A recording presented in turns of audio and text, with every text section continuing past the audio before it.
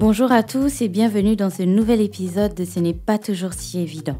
Cet épisode est sponsorisé par la régie publicitaire ThinkPub et réalisé par la radio Urban FM 104.5, la station urbaine. Pour rappel, ce podcast donne la parole à des personnes connues ou moins connues, mais qui ont en commun la maîtrise de leur sujet. Elles interviennent ainsi sur une thématique précise afin d'ôter toutes méconnaissances, mauvaises informations et déformations de l'information qui biaiserait notre analyse d'une situation donnée.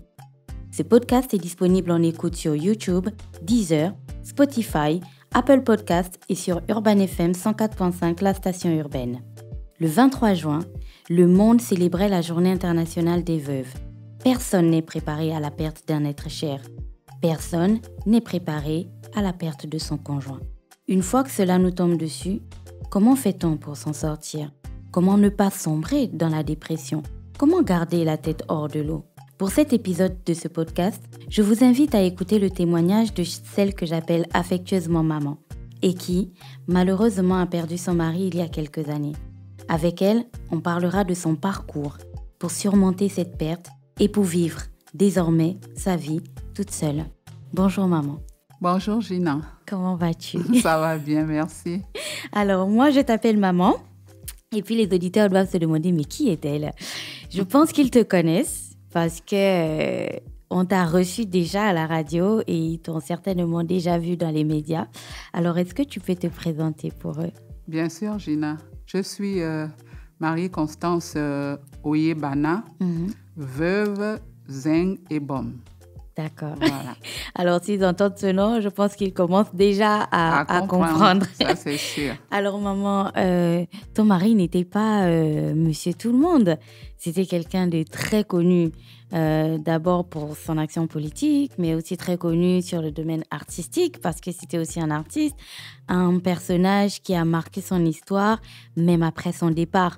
On va en parler un peu. On se souvient du coffret que le ministère de la Culture avait fait avec ses œuvres et tout. C'est vraiment un nom qui parle à tous les Gabonais. Alors, est-ce qu'aujourd'hui, tu peux nous raconter un petit peu comment tu l'as rencontré, comment c'était, et puis combien d'années vous êtes restés mariés? Je confirmerai d'abord ce que tu as dit au tout début, que ce n'est pas un nom méconnu. Il a été d'abord très connu de par son œuvre artistique. Oui. Voilà, parce qu'il a commencé très jeune, pendant qu'il était au lycée, à chanter. Voilà. Et c'est par la suite, après ses études supérieures, après l'obtention de sa maîtrise en droit, il avait même commencé à travailler au Trésor, qu'il est devenu ministre. Donc, voilà, je peux dire que les fans n'étaient même pas contents parce qu'ils se voyaient privés de leur artiste. Voilà, oui. Parce que pendant toute la durée de son mandat, pendant tout le temps qu'il a été ministre, je crois que c'est vers la fin qu'il a sorti son dernier album. Voilà. Et quand on écoute les morceaux, c'était pour nouer avec les fans, mais c'était également comme un au revoir pour ceux qui comprennent bien ce qui se dit. Voilà. Comment on s'est rencontrés? Eh bien, une histoire toute simple. On n'était pas vraiment...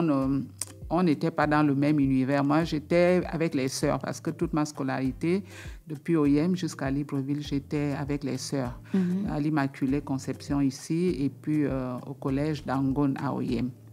Et lui, il était plutôt dans le public, donc vraiment, je ne le connaissais pas du tout. Et on s'est retrouvés à Libreville pour continuer nos études. Et moi, c'était à la fin de ma scolarité au secondaire. Je venais d'avoir mon bac.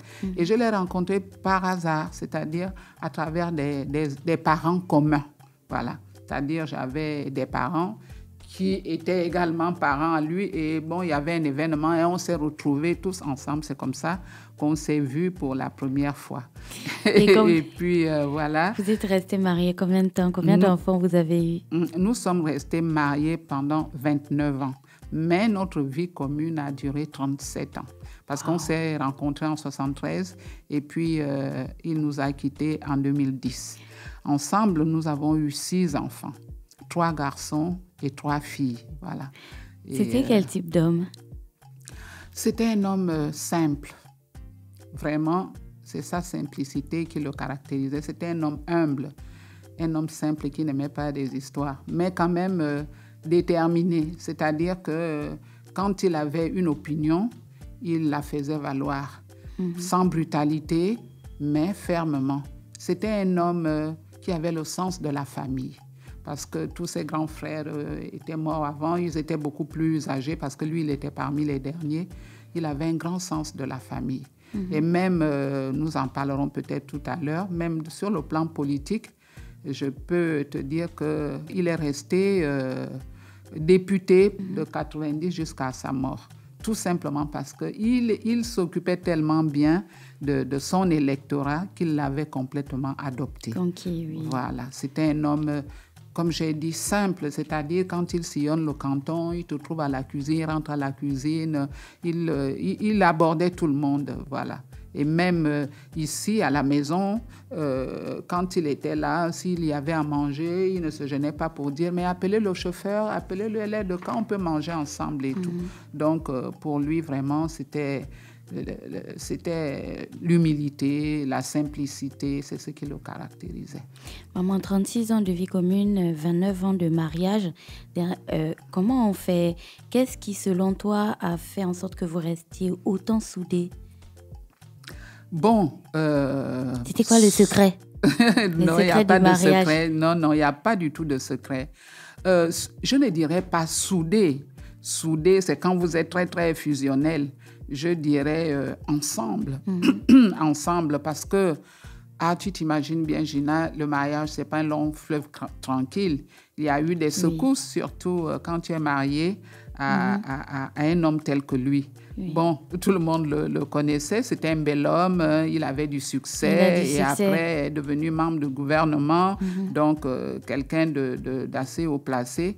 Donc il y a eu des turbulences au sein du couple au fil des années. Mais vraiment, le secret du mariage, c'est l'amour. C'est l'amour, c'est-à-dire le soubassement. Il faut vraiment que vous vous aimiez, c'est-à-dire que quand tu décides d'unir ta vie à quelqu'un d'autre, il faut le faire sincèrement. C'est pas pour des intérêts, c'est pas par calcul, il faut vraiment aimer. Et aujourd'hui, même après son départ, je dis, personne n'est parfait. Je ne suis pas parfaite, il ne l'a pas été, mais nous avions une base très solide. Et c'est ce qui a fait en sorte que nous avons pu surmonter les épreuves. Nous avons pu nous supporter parce qu'à un moment donné, nous faisions des concessions pour essayer de garder ce que nous avons construit ensemble. La famille, notamment. Voilà. Tu as dit que c'était un homme qui était vraiment... Et voilà, c'est ça, le sens de la famille, parce que personne de nous ne voulait que nos enfants soient élevés par un seul parent. Voilà. Et nous voulions également, nous tenions à la stabilité de nos enfants. Et même pendant le temps que nous avons fait ensemble, nous n'avons jamais voulu que les enfants nous voient nous disputer. Voilà. Donc, nos problèmes, nous les réglions tranquillement à deux. Dans l'intimité. Voilà. Et même les parents n'étaient pas souvent au courant parce que les réunions familiales, des fois, ça tourne bien, des fois, ça tourne mal parce que chaque parent veut prendre le parti de son enfant. Donc, pour me résumer, il y a l'amour, il y a le pardon, il y a les concessions et puis le sens des priorités.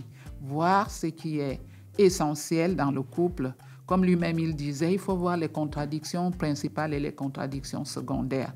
Donc nous regardions surtout les contradictions si l'essentiel était là. Donc les contradictions secondaires, on les gère. On les gérait. Oui. Voilà. C'est vraiment très important ce que tu dis, maman, avant de passer à l'autre question qui nous réunit aujourd'hui. C'est vraiment très important ce que tu dis parce que dans les personnes qui envoient des messages pour le podcast, des suggestions, il y a beaucoup de jeunes mariés qui me demandaient d'interviewer en fait des personnes qui sont restées mariées longtemps et leur demander comment on fait pour rester marié longtemps. Et l'une des choses que les jeunes, que nous faisons tous en tant que jeunes aujourd'hui, c'est qu'on pardonne plus. on ne fait pas de concessions. Et dès qu'on a un problème avec son conjoint, alors on l'expose à tout le monde, on met sur les réseaux sociaux et ainsi de suite. C'est tout ça qui fait peut-être que les couples ne durent plus autant qu'avant. Oui, parce que c'est vraiment la chose à ne pas faire. C'est-à-dire ne pas exposer la vie de son couple à tout vent. S'il y a des problèmes, il y a, même dans les villages, il y a des personnes indiquées. Voilà, s'il y a un problème que vous ne pouvez pas résoudre à deux, essayez de voir des gens à qui vous faites confiance et dont vous connaissez la discrétion, parce que tout le monde ne veut pas que sa vie soit exposée. C'est ça, aujourd'hui, les jeunes filles, les jeunes gens aussi, ne sont pas très patients. Voilà. Pour parler de moi, je dis, à un moment donné, je me suis mise un peu en retrait. Voilà, parce que mon mari sous les feux du projecteur, si moi aussi je vais sous les feux du projecteur parce que j'ai fait des études, j'ai un métier et tout, c'est le foyer qui prend un coup. C'est-à-dire, il faut, comme je l'ai dit tout à l'heure, regarder les priorités. Et la femme, c'est vrai, nous parlons d'égalité et tout, c'est vrai, égalité en droit et tout, mais à un moment donné, il faut quand même savoir que dans la maison, le mari est le chef de famille. Et lui laisser sa place de chef de famille. Même s'il y a des problèmes, savoir dans quel cadre en parler. Voilà. On n'a pas besoin parce qu'aujourd'hui, vous, en public, vous vous insultez, vous dites « tu te prends pour qui ?» ainsi de suite, des mots déplacés. Et quand quelqu'un se sent humilié, il se braque et il a des réactions regrettables, mais qui font mal, qui nuisent vraiment à la vie du couple et qui, par ricochet, affectent beaucoup les enfants. Et donc, il faut faire très attention, même vous, les jeunes aujourd'hui, savoir que si vous vous engagez, il faut vous engager en sachant où vous mettez les pieds. Voilà, vous, comme tu fais là, c'est-à-dire te prendre des renseignements, des conseils auprès des gens qui se sont mariés. C'est vrai que les périodes ne sont plus les mêmes, les objectifs ne sont plus les mêmes. Mais maman, les êtres humains restent les mêmes. Hein? Voilà, mais on ne se marie pas pour s'amuser. On ne se marie pas pour divorcer demain. Ça ne doit pas être dans un projet. En tout cas, s'il me fait 6 mois, je pars. Non. Nos mamans nous ont appris que quand tu te maries pour la vie. Et que le mariage n'est pas facile. Il faut te préparer psychologiquement à être marié. Parce que vous allez, même à la mairie, vous allez affronter des problèmes. Qu'est-ce qu'on dit? On dit à la femme, pour le meilleur et pour le pire. Parce qu'ils savent bien que dans le mariage, il y a le meilleur et le pire. Parce que c'est très beau des fois. Un matin, tu es tellement heureuse d'être mariée. Tu vois ton mari, tu vois tes enfants. Il y a d'autres jours où tu te dis, « Ah Seigneur, qu'est-ce que je suis venue faire là? » Voilà. C'est vrai. Donc c'est ça, c'est la vie.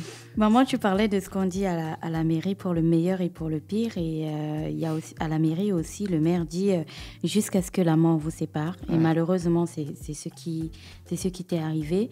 Donc, est-ce qu'aujourd'hui, je peux te demander humblement, si tu souhaites bien, replonger encore dans cette période avec moi et puis me raconter dans quel état d'esprit tu étais quand tu as appris son décès? Bien sûr, Géna, tu es tombée au moment où il fallait, c'est-à-dire qu'il y a peut-être 5 ans ou 6 ans, tu serais venue que je t'aurais dit maman. Pas pour l'instant. C'est pas pour le moment, voilà, parce que c'est quelque chose de très dur. C'est quelque chose de... C'est-à-dire qu'on ne peut pas le raconter, on le vit. Parce que je me rappelle quand ça m'est arrivé, j'ai eu beaucoup de femmes qui sont venues me soutenir, qui avaient déjà perdu leur mari. Donc, elles me conseillaient et tout, je les écoutais, mais au fond de moi, je me disais, vous racontez votre vie, vous avez vécu votre affaire, moi, je vis la mienne. C'est clair. Mais aujourd'hui, je fais exactement ce que ces femmes ont fait. C'est-à-dire quand il y a une parente, une amie, quelqu'un que je connais qui perd son mari, je vais auprès d'elle et je lui donne les mêmes conseils. Parce que je l'ai vécu, voilà. Et je sais qu'elle aussi, après un certain temps, elle fera la même chose. Elle comprendra mieux ce que tu lui dis. Mais c'est un trou noir. Je peux définir ça comme ça, un trou noir. Parce que non seulement mon mari m'a quitté très, très rapidement, en un mois, tout était dit. Mais ensuite, nous étions à 2. On avait voyagé, nous étions en France. Et je peux dire qu'il est mort là. Nous n'étions qu'à 2 parce qu'on était dans une chambre d'hôpital. Et voilà, je l'ai vu partir. Et c'est comme s'il y avait un trou noir, comme si le courant se coupait. C'est-à-dire, tu ne sais pas où tu te trouves. Tu refuses tout, mais en même temps, la situation, c'est comme si le ciel te tombait sur la tête. Dans un premier temps. C'est très difficile. Très, très difficile. Tu te projettes. Qu'est-ce que je vais devenir avec les enfants qui font des études? Voilà, la famille qui les laisse. Voilà, beaucoup de questions. Beaucoup de questions par la suite passent par ta tête. Et puis, la chance que j'ai eue, c'est que j'ai été bien entourée. Bien entourée déjà en France là-bas parce que j'avais mes sœurs qui se trouvaient là-bas et qui m'ont vraiment bien entourée parce que c'était pas facile.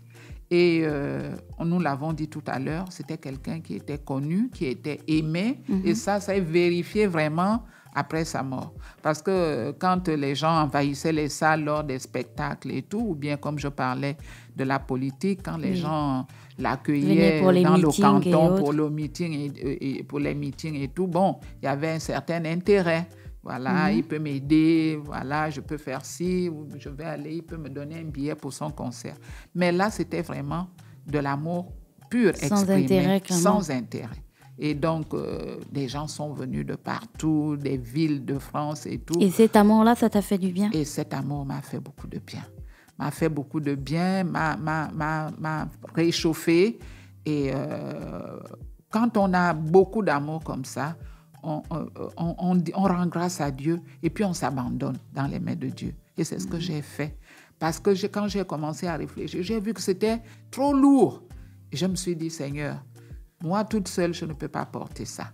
Je remets ma vie entre tes mains. Parce que je savais qu'il n'y avait que lui seul qui pouvait me sortir de cette situation. Donc, en tant que chrétienne, vraiment, j'ai saisi l'occasion pour m'abandonner complètement parce que quand je me projetais, je ne voyais pas d'issue. Je me suis dit, le Seigneur lui-même va étendre sa puissante main. Et aujourd'hui, je peux témoigner en disant qu'il l'a fait. Il l'a fait. Si je suis là devant toi aujourd'hui à discuter de ça, sans pleurer, voilà, c'est parce que le Seigneur a fait son œuvre. Clairement. Il a fait son œuvre. Maman, il était gabonais. Tu es gabonaise. Au Gabon, nous avons des traditions et des coutumes bien précises en ce qui concerne le veuvage. Est-ce que je peux demander comment cela a été pour toi? Tu as dit que tes sœurs étaient avec toi en France. Et il y a surtout aussi la belle famille dans ces moments-là. Comment tu as été traitée? Comment tout ceci a été fait? Comment tu l'as vécu? Ah, Gina, ma fille, ça a été dur. Ça a été dur. Comme je disais, heureusement que ma famille m'a vraiment soutenue. La mort, c'est une très vilaine chose de par elle-même, mais de par les conséquences également. Parce que pendant tout le temps que j'étais mariée, je n'avais jamais eu de problème avec ma belle famille. J'étais même adulée. Malheureusement, quand mon mari est parti, encore heureusement, ma belle-mère était déjà morte parce que je ne sais pas si elle allait pouvoir supporter ça. Je suis tombée sur une belle-mère qui m'a beaucoup aimée et j'avais des beaux-frères. En tout cas, je n'avais jamais eu de problème avec ma belle famille. Mais une fois les yeux de mon mari fermés, les masques sont tombés. Les masques sont tombés. J'ai découvert des gens que je croyais connaître, mais qui avaient d'autres visages. Et j'ai eu beaucoup de problèmes. Parlant du veuvage en tant que tel au village, ce sont surtout les femmes qui font le veuvage. Et il y en a beaucoup qui viennent pour régler des comptes qu'elles-mêmes elles connaissent. Il y a des rancœurs, des jalousies, je ne sais pas moi. Mais la grâce que j'ai eue également à ce moment-là, c'est que non seulement mes parents étaient là pour me protéger, mais j'avais ma belle-sœur, très jeune, que j'ai élevée. C'était quand je me suis mariée avec mon mari, elle avait, je crois, 15 ans. Donc, je l'ai gardée avec moi comme ma fille. Je peux dire, je le témoigne ouvertement, c'est elle qui m'a sauvée. ainsi que mon beau-frère, un des petits frères de mon mari. Les deux, ce sont eux qui ont vraiment servi de bouclier à cet acharnement de haine, de méchanceté qui se déferlait sur moi. Parce que ce qu'il disait il y a longtemps, il le dit aujourd'hui, il dit, vous tous, vous allez partir, mais c'est nous qui allons rester ici avec elle. Quand vous venez faire ce désordre, parce que non, c'est elle qui l'a tué, voilà, il paraît qu'elle a reçu, je ne sais pas combien de millions j'ai dû recevoir. Enfin, comme tu vois, comme on raconte... C'est toujours dans les décès au Gabon, toujours. Or, comme je t'ai dit au tout début, mon mari et moi, on s'est rencontrés, j'avais 19 ans. Voilà. Et lui, il avait 3 ans de plus que moi. Moi, je venais d'avoir mon bac. Lui, il avait pas mal de difficultés. Il était encore au lycée technique. Et c'est par la suite qu'il a même abandonné le lycée pour se présenter au baccalauréat en candidat libre. C'est pour dire qu'on n'avait rien du tout. Et les petits biens qu'on a eus, nous les avons eus ensemble. Mais je ne peux pas dire non plus que mon mari était riche. Parce que ce n'était pas ça son problème. Son problème, c'était d'être quand même à l'aise, de pouvoir scolariser ses enfants correctement, de pouvoir s'occuper de la famille, de son électorat. Parce que quand je lui disais, mais tu vois ce que les autres font, est-ce que tu ne peux pas dire, Marie, je ne suis... C'était un artiste, en fait. Au fond de lui, c'était un artiste. Pour lui, la richesse matérielle n'était pas importante. Il voulait bien vivre, s'habiller, manger, tout. Vivre, mais ne pas amasser des biens. Ce n'était pas ça son affaire. Donc, je leur ai dit, toute cette méchanceté ne sert à rien parce que mon mari et moi, nous nous sommes aimés, nous avons grandi, nous avons eu des petites choses. Je ne comprends pas. Et c'est ce que je répète jusqu'aujourd'hui quand je me remémore cette période qui a été très dure. Parce qu'en moins de 6 mois, nous nous sommes retrouvés dans des tribunaux pour des prétextes fallacieux. Mais aujourd'hui, ma fille, je peux rendre grâce à Dieu parce que même là, le Seigneur a étendu sa main. Et il a apporté la paix. Il a apporté la paix. La zone de turbulence a duré longtemps, mais aujourd'hui, et chaque fois que je priais, je disais, Seigneur, apporte la paix. Vraiment, je ne vois pas ce qui peut nous diviser autant. Et aujourd'hui, je peux dire qu'il y a une paix relative. C'est vrai qu'il y a encore des foyers, des petits foyers, mais ça n'a rien à voir par rapport à ce qui s'est passé quand mon mari est parti. Franchement, je ne savais pas que j'allais survivre à ça. Et c'est à partir de là que j'ai compris que, malgré les problèmes, malgré les petites tensions dans le foyer, mon mari m'a beaucoup protégée. C'est quand il est parti que j'ai senti comme si une maison perdait son toit. Clairement. Voilà, comme si la maison perdait son toit. Et quand vous écoutez les chansons, pour ceux qui comprennent le fond, lui-même, il le dit dans une des chansons, que voilà, quand je vais partir, mes enfants resteront orphelins, sans personne pour les consoler. Voilà, il avait prédit tout ça. Et donc, ça a été dur. Ça a été dur. Ça a été vraiment dur. Le veuvage en lui-même, c'est quand ça a été, je veux dire, quand c'est dans la coutume, ce n'était pas pour faire mal aux veuves dans la conception, dans la culture africaine. C'est pour l'accompagner. C'est-à-dire, on te reprend par des petits gestes à revivre. Voilà. C'était pour te soutenir, mais ce sont les individus eux-mêmes qui ont mis de la méchanceté dedans. Ça. Ce sont les individus qui mettent la méchanceté. Mais le veuvage en tant que tel, c'est une période. Tu te prépares à cette période parce que ça a toujours existé dans notre culture. On te dit, tu dors à terre 2 jours et tout, la tête sur un morceau de bois, et puis on va te faire comme des sketchs et tout. Voilà. Et même le jour où on te fait ça, c'est pour t'égayer et essayer d'éloigner un peu le chagrin. Voilà, parce qu'il y a des choses qui amusent et tout. Bon, c'est vrai que tu y participes en sachant que c'est pour mon bien. Malheureusement, ce qui se passe souvent dans des familles, c'est que c'est le moment que les gens choisissent pour venir régler des problèmes. Ils ne se soucient même pas de ton état. Ils ne se demandent pas dans quel état la femme est. Parce que, en ce qui me concerne, je venais de France. J'ai juste fait 2 jours ou 3 jours ici, je ne sais pas, parce que les fans et tout l'ont séquestré pour aller faire pour aller le garder au stade pendant une nuit. Nous sommes partis à OIM. En tout cas, j'étais noyée dans ça. Mais personne ne se souciait de mon état d'esprit. C'est comme ça qu'ils sont. Personne. Malheureusement, c'est comme ça qu'on est.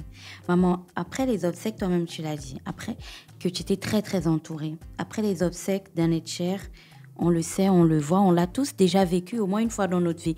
Que ce soit pour notre petit frère qu'on a perdu, un enfant, une sœur, une cousine, une tante, peu importe. Mais on a déjà vécu ce moment. Au moment où on pleure la personne, on est très entouré. Il y a tout le monde là autour de nous. Et puis après, à la fin des obsèques, donc après que la personne ait été enterrée et tout, c'est là que, à mon sens, le voyage commence. Ouais. Parce qu'à ce moment-là, on est désormais tout seul. Il n'y a plus personne autour. On doit réapprendre à vivre toute seule. À quoi ressemblaient tes journées? Les journées étaient longues. Les journées étaient longues. C'est vrai, comme je l'ai dit, j'étais bien entourée, mais les gens ne vont pas rester en permanence avec moi. Oui. Bon, j'ai des parents qui sont restés peut-être 1 semaine, d'autres 2 semaines. Après, la routine de la vie reprend. Et mes journées étaient longues. Et j'avais un sentiment, je ne sais pas, quelquefois j'ai discuté avec des femmes qui sont restées veuves. Elles m'ont exprimé la même chose. J'ai même lu un livre d'une Européenne, Bernadette Chevlon, qui a écrit un livre sur son veuvage. Et j'ai retrouvé un peu les mêmes sentiments. C'est des sentiments de solitude, mais également un sentiment de honte. C'est-à-dire que je suis... Pourquoi la honte, maman? Je n'arrive pas à m'exprimer. C'est comme si tu avais honte d'être seule. C'est-à-dire que je n'arrivais même pas à franchir mon portail. Je suis restée ici dans la maison, je crois, près d'1 mois. Je n'arrivais pas à mettre la tête dehors. Le nez dehors. Voilà, c'est comme si j'avais honte de quelque chose, d'avoir perdu quelqu'un. Et en même temps, un sentiment de peur de rencontrer des personnes qu'il connaissait, ses amis, des parents, parce que la première question qu'on va te poser, ça va? Et quand on te pose ce genre de questions, sachant bien ton état d'esprit, tu te mets à pleurer, voilà. Donc les jours étaient longs. Et là, tu expérimentes le sens du mot solitude. Tu te rends enfin compte que je suis seule, mais la grâce encore que j'ai eue, c'est d'avoir des enfants et des grands-enfants et des enfants qui m'ont bien entourée parce que nous étions tous ici. Et donc, vraiment, ils m'ont apporté beaucoup d'amour, beaucoup de solidarité. Et de temps en temps, ma famille spirituelle était là pour venir faire des prières, pour m'accompagner. Mais il y a la nuit qui survient. Et là, c'est compliqué parce que tu n'arrives pas à dormir, tu repenses à tout ça. Ça fait comme un film. Tu revois ta vie dès le départ. En fait, c'est compliqué. Mais il faut vraiment être fort moralement. Et surtout, moi, je donne mon exemple. Ce qui m'a sauvé, c'est ma foi en Dieu. Parce que quand ça me dépassait, je mettais les louanges. Je mets des louanges, je les écoute et c'est ce qui me fait dormir. Donc, l'amour de mes enfants, l'amour des parents et puis ma foi en Dieu. C'est ça. Les journées, parce qu'en fait, tu es esselé, tu n'as pas la force, tu n'as pas le goût de vivre, voilà, tu repenses à tout ça et c'est très compliqué.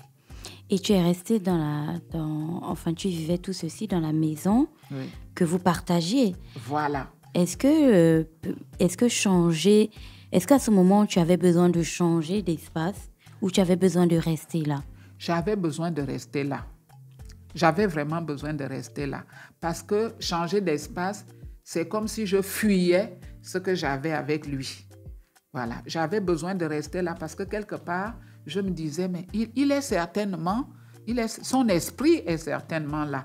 Et si moi, je change d'espace pour aller ailleurs, il viendra me chercher ici. Ce sera comme un abandon. C'est comme ça que je ressentais ça. Même jusqu'à aujourd'hui, parce que il est à OIM, au village, à part quand il y a eu la période de Covid. chaque année ou 2 fois par an, j'y vais parce que j'ai l'impression d'aller lui tenir compagnie. Quand je n'y vais pas et quand j'y arrive, c'est comme s'il me disait, mais regarde, tu m'as laissé longtemps. Et chaque fois quand j'y vais, la première chose, les enfants et moi, quand nous y arrivons, nous allons lui dire bonjour, voilà, nous sommes arrivés et tout, tu nous protèges et tout. Et quand nous devons repartir, nous allons lui dire au revoir, parce que le mausolée est fait de telle sorte que c'est comme une maison. Donc, vraiment, il n'y a pas... Tout le monde s'y retrouve. Les petits-enfants. Les enfants, à ce moment, quand on est veuve, on est à la fois partagé.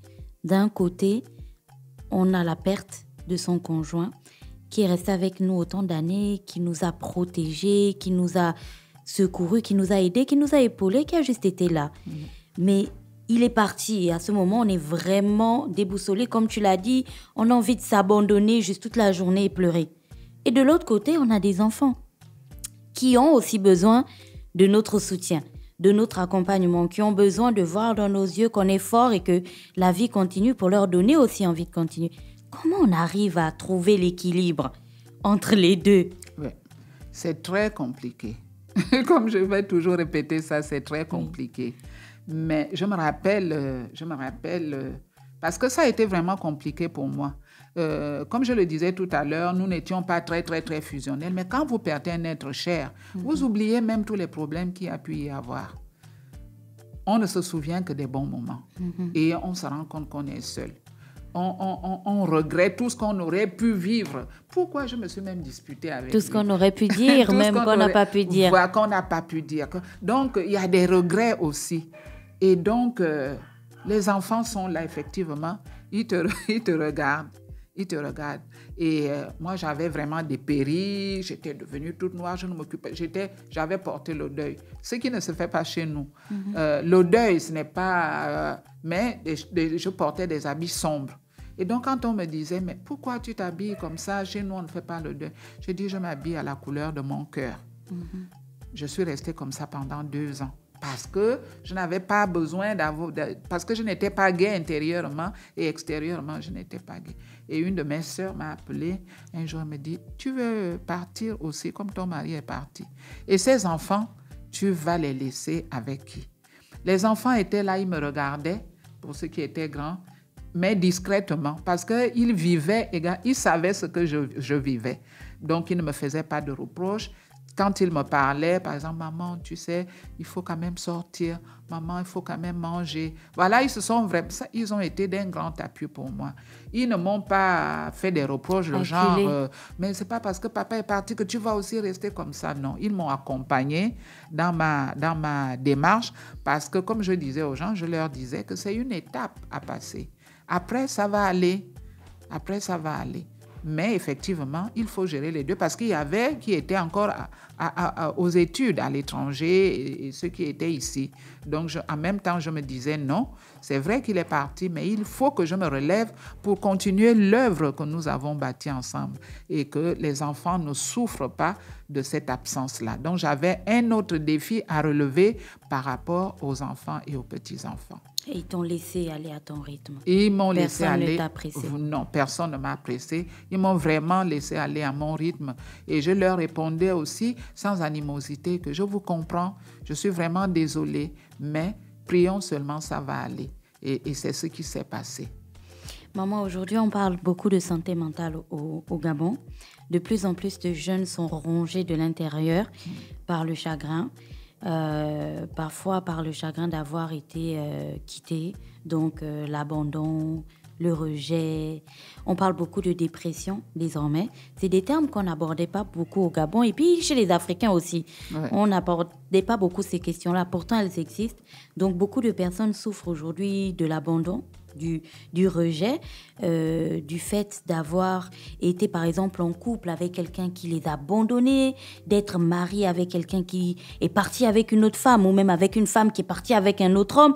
Bref, pas uniquement une question de deuil, mais énormément de sujets qui font plonger les gens vers les abysses. Oui. Alors, comment on fait pour ne pas sombrer dans la dépression lorsqu'on est face à une situation qui, comme tu l'as dit, on a vraiment l'impression que le ciel nous tombe sur la tête?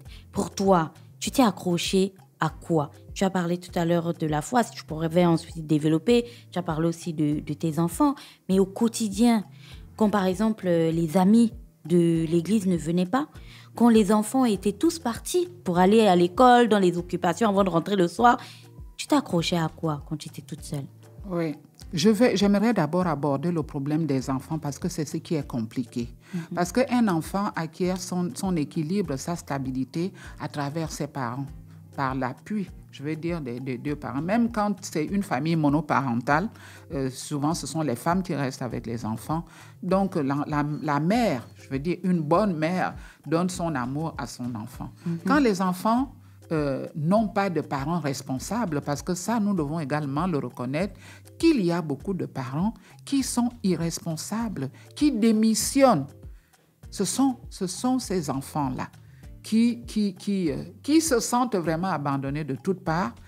Et si la famille africaine n'est plus celle qu'elle était, c'est-à-dire quand nous vivions dans les villages, l'enfant était l'enfant de tout le monde. Si tu as des soucis dans ta propre maison, une tante, un oncle, mais la vie est devenue telle qu'elle est, il y a l'individualisme qui s'est créé. Et nous vivons en zone urbaine, chacun avec ses problèmes. Donc, c'est pour ça que nous avons tous ces enfants-là qui plongent dans la délinquance, dans les stupéfiants. Voilà.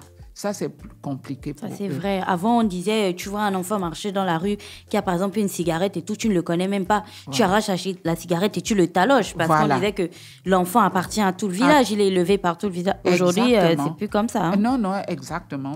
Aujourd'hui, ce n'est plus comme ça.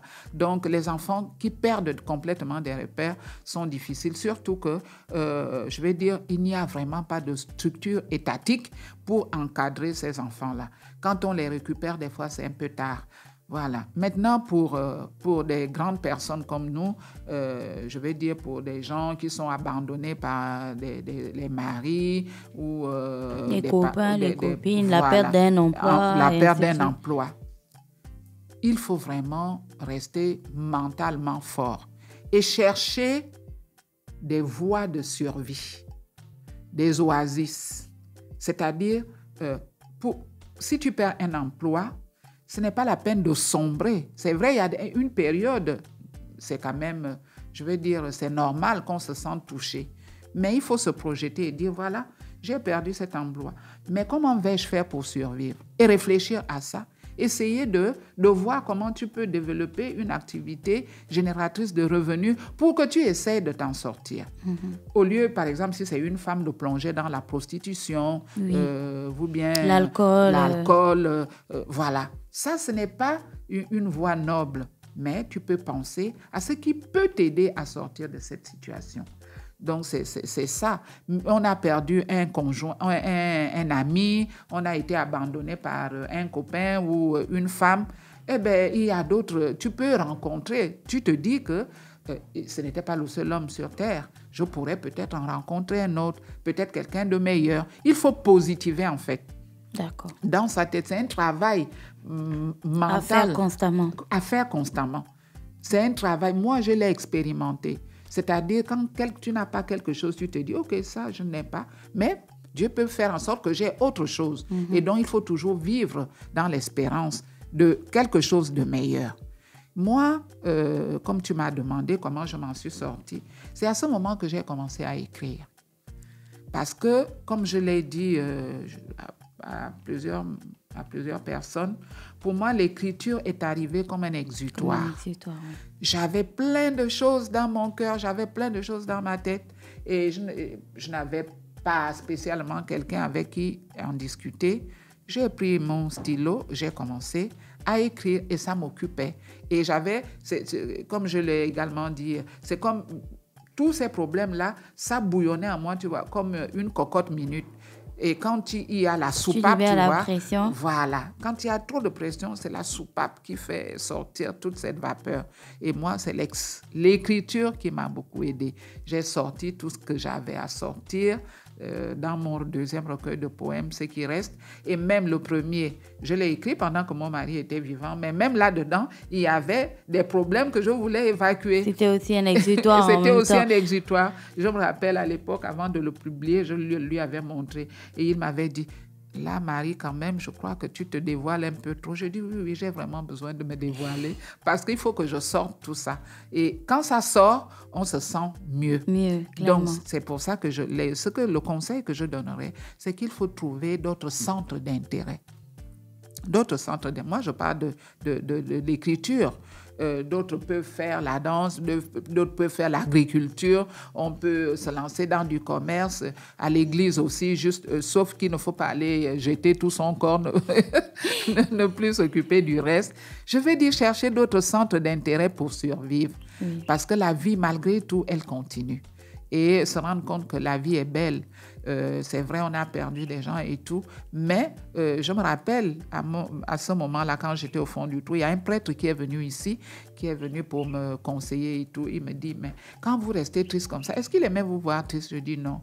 Alors, si vous n'êtes pas correctement habillé, est-ce qu'il aimait vous voir comme ça? Je dis non. Il dit, mais il faut continuer de vivre comme il aimait vous voir, parce que la vie continue et l'amour est éternel. Il est parti, vous l'aimez toujours, mais faites les choses qu'il voulait que vous fassiez quand il était vivant.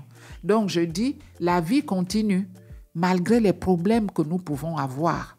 Vraiment, il ne faut pas se dire, c'est fini. Pour moi, c'est pour ça qu'il y a des gens qui se suicident. C'est pour ça qu'il y a des gens qui s'adonnent à l'alcool, à la drogue et tout, parce qu'ils pensent qu'ils peuvent s'en sortir, mais en fait, ils s'enferment un peu plus au fond du trou. Et il faut parler aussi, maman. Tu disais, toi, tu écrivais, donc d'une certaine manière, c'était ta soupape pour libérer la pression. Il y a plusieurs personnes qui ne parlent pas, qui s'enferment. Exactement. Et qui ont... Tu sais, moi, j'ai un problème avec la question « Comment vas-tu ?» Parce que quand on demande à quelqu'un « Comment vas-tu ?» La réponse officielle, c'est « ça va ». Oui. Et parfois, les gens, ils vont pas bien. Mais ils disent « ça va » parce que c'est ce qu'on est censé répondre. Voilà, et les gens, ils parlent pas, en fait, de leurs problèmes. Et ils les gardent tout au fond. Et après, on peut observer des suicides, on peut observer quelqu'un dépérir devant nous, plonger dans l'alcool, ne plus avoir goût à rien. Et on comprend pas, en fait, parce que cette personne ne parle pas. Exactement. Il y a beaucoup d'introvertis qui se font beaucoup de mal. Et comme dans notre pays ici, nous n'avons pas encore la culture du psychologue. Voilà, parce que quand on a des soucis, ces gens sont habilités à écouter. On dit que c'est les choses des Blancs. Voilà, c'est ça. On dit que c'est les choses des Blancs moi, je vais aller lui raconter mes choses et tout. Mais effectivement, quand on parle, on se libère. Ça nous fait beaucoup de bien. C'est pour ça qu'il faut toujours avoir quelqu'un. À l'église, on nous dit qu'il faut un accompagnant, il faut de l'accompagnement spirituel.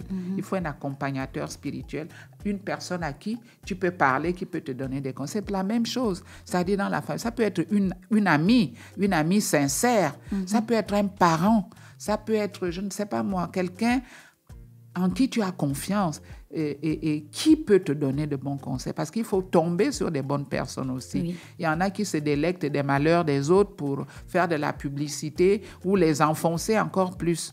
Mais ce qu'il ne faut surtout pas faire, c'est de s'enfermer, de prendre tous ces problèmes sur soi parce que ça ne conduit à rien de bon. Ça conduit à des dépressions, à des suicides. Donc, il faut pouvoir parler. Parler, c'est se libérer. Parler, tu te rendras même compte que ce que tu vis, quelqu'un te dira, mais moi aussi j'ai vécu la même chose. Oui. Et quand tu vois que la personne s'en est sortie, tu vas dire, mais moi aussi. Il y a une lueur d'espoir. Voilà, il y a une lueur d'espoir. Moi aussi, je peux m'en sortir. Donc, ne pas se recroqueviller comme si on portait le poids de tous les malheurs sur la tête. Maman, plusieurs années plus tard, nous sommes là, nous en parlons encore. Tu m'as dit d'ailleurs que si j'étais venue 5 ans plus tôt, tu ne m'aurais jamais accordé cette interview parce que j'étais pas prête. Oui. Mais je discutais avant ton podcast, il y a 2 épisodes en arrière, je discutais avec un artiste qui s'appelle Koray King et qui me parlait de la perte de son père, mais il a perdu son père quand il était très jeune. Et il me disait, Gina, tu sais, c'est le genre de blessure qui ne guérit jamais. C'est-à-dire que chaque année, parce que lui, il est musulman, il me disait, chaque année, à la période du Ramadan, ma blessure s'ouvre. Parce que après la mosquée, quand tout le monde va en famille et tout, moi, j'ai nulle part où aller, mon père est plus là. Ouais. Donc, je vais célébrer la fête du mouton avec qui? Il n'y a personne. Et donc, sa blessure s'ouvre et il vit encore ça comme si c'est à ce moment précis que son père était décédé. Aujourd'hui, est-ce que tu peux dire que... Mais c'est vraiment une question bête, mais je vais quand même la poser. Est-ce que tu peux dire que ce genre de perte, ce genre de blessure, celle que tu as vécue, on peut en guérir? Et si on ne peut pas en guérir, quelles sont les actions que tu mènes au quotidien pour apprendre à vivre avec? Parce que je me dis qu'il y a des matins où tu te lèves et puis tu as une montée de souvenirs, voilà. Oui, effectivement, Gina, je confirme ce que l'artiste Koray a dit. King, oui. Voilà, on ne guérit jamais de ça. On ne guérit jamais de ça. Et même aujourd'hui, ça continue. C'est-à-dire, il y a des petits faits, je veux dire, au quotidien qui te rappellent sa présence, qui te rappellent son absence, je dirais, qui te rappellent qu'il est parti. Et ça fait mal. Tu te balades, moi en ce qui me concerne, tu te balades et puis le téléphone de quelqu'un sonne. C'est sa musique parce que beaucoup l'ont enregistré comme... voilà. Et sa voix te revient. Et tu te dis, mais il est vraiment parti? Voilà. Il y a des moments dans ma concession ici, comme tu vois, elle est grande. Je sors, je dis, bon, quand on a commencé ici, il disait même, quand les enfants seront grands, nous, on va aller faire une petite maison là-bas, on va leur laisser et tout. Et quand je sors, je me rends compte qu'il n'est plus. Je me mets à pleurer. Je dis, non, mais ça n'avait pas été prévu comme ça. Voilà. Il y a des choses pour lesquelles on s'était disputé. Un petit truc, parce que le problème que j'ai aussi, c'est que j'ai envie de conserver tout ce qu'il a laissé, c'est-à-dire le lit qu'il a laissé. Il ne faut même pas que ça se casse, j'arrange. Si on dérange, la télé qu'il a laissée, c'est celle que j'ai encore dans ma chambre. Et je me rappelle qu'on s'était disputé pour ça, parce qu'à l'époque, c'était les écrans plasma venaient. Il a amené ça là-bas au lieu d'acheter d'abord au salon. Il a dit non, je mets ça dans ma chambre. Et quand je dis, mais cet écran plasma, ce n'était pas pour moi, comme j'en profite. Aujourd'hui, j'en profite, mais pourquoi? C'est-à-dire, tu te culpabilises même. Pourquoi c'est moi qui suis restée? Mais on devait être ici à deux. Pourquoi il est parti, Seigneur? Pourquoi tu n'es plus... Donc, il y a beaucoup de choses comme ça. Quand on va au village, tu vois des amis et tout. On ne peut pas en guérir. Chaque chose te le rappelle. J'ai gardé ces habits dans mon placard pendant 3 ans. J'ai sorti ça pendant 4 ans parce qu'on a fait le retrait de deuil après 4 ans. Imagine. Et je ne voulais pas qu'on touche. Dès que maman, mais on peut, les enfants me disaient, maman, on peut d'abord enlever pour mettre quelque... Je dis non, laissez ça là. Quand il est allé à OIM, il avait fait des mots croisés quelque part parce qu'on aimait faire les mots croisés. Donc, il avait laissé le papier. Ce document est encore là. Bon, ça fait mal, mais en même temps, ça t'apaise. Ça te dit que même s'il est parti, il a fait partie de ta vie. Tu ne l'oublies pas complètement. Et quand je parle de lui, par exemple, quand il est là, vous allez voir les photos. Quand on parle de quelque chose, je dis, tu entends ce qu'on... C'est-à-dire, je l'inclus toujours dans ma vie. Et c'est mieux comme ça, parce que je me dis, il est là, il est toujours là avec nous. Il n'est pas complètement parti. C'est vrai qu'à certains moments, par exemple, dans la vie des enfants, je ressens vraiment son absence et je suis triste. Mais en même temps, il y a des événements qui se sont passés, Gina, je ne peux pas le dire là au micro, où on a senti vraiment sa présence. Sa présence. Voilà, sa présence. Un petit exemple, une de mes filles avait été opérée et tout. Quand elle se réveillait, sortait de la salle, elle avait des larmes et puis elle disait... Il chantait. Je dis, qui est-ce qui chantait? Il dit, mais papa. J'ai compris que elle l'a vu. Donc, je me suis dit, il est là présent, il assiste. Et c'est comme ça qu'on gère ça. Mais dire que ça va complètement se refermer, ce n'est pas possible. Ou bien quand quelqu'un vient te parler, comme je disais, tu te dis, mais cette personne vient pas, parce que mon mari est parti. Mais mieux vaut faire envie que pitié. Donc, en même temps, avec les enfants, on se prépare à affronter la vie sans lui, mais sachant que de là où il est, il veille toujours sur nous. D'accord. On va arriver à la dernière question, maman. Est-ce qu'aujourd'hui, tu aurais un conseil à donner à une personne qui traverse une situation de deuil ou une situation vraiment catastrophique pour elle et qui a l'impression d'être au fond du gouffre et qui est convaincue, à ce moment précis, qu'elle ne s'en sortira pas? Oui, bien sûr. Je vais dire, mon conseil, ce n'est pas une panacée, hein. Voilà, je donne des conseils, mais tout dépend de la personnalité de chacun. Parce que ça aussi, c'est important. Il y a des gens qui sont très combatifs, il y a d'autres qui ont le moral faible. Voilà, ça dépend des gens. Mais le conseil que je peux donner, c'est d'avoir toujours de l'espoir. D'avoir toujours de l'espoir parce qu'il y a un proverbe qui dit « Tant qu'il y a la vie, il y a de l'espoir ». Et ce n'est pas un proverbe vain. Ce n'est pas un proverbe vain. Tant qu'il y a la vie, il y a de l'espoir. Et rester combatif, garder le moral fort, essayer de trouver des poches de survie, ne pas rester enfermé, introverti, cloîtré sur soi-même. Essayer de rencontrer des bonnes personnes qui peuvent te faire sortir de cette situation. Te dire que chaque problème peut toujours trouver une solution et que je vais chercher, moi, la solution qui convient à mon problème. Éviter la fatalité. Éviter de dire, voilà, c'est fini pour moi.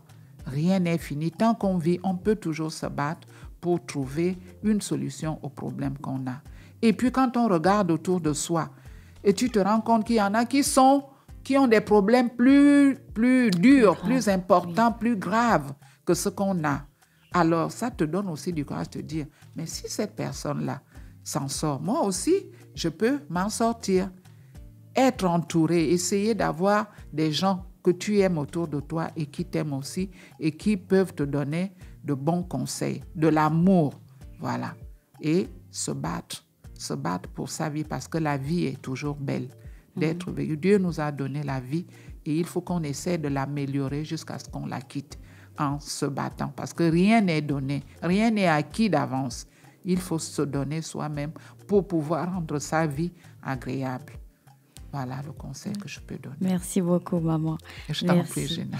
Alors, chers auditeurs, c'est la fin de cet épisode intitulé « Ce n'est pas toujours si évident de perdre son conjoint ». Portez-vous bien et on se retrouve pour le prochain épisode. Mais avant, on va dire merci à Ivanov, comme d'habitude.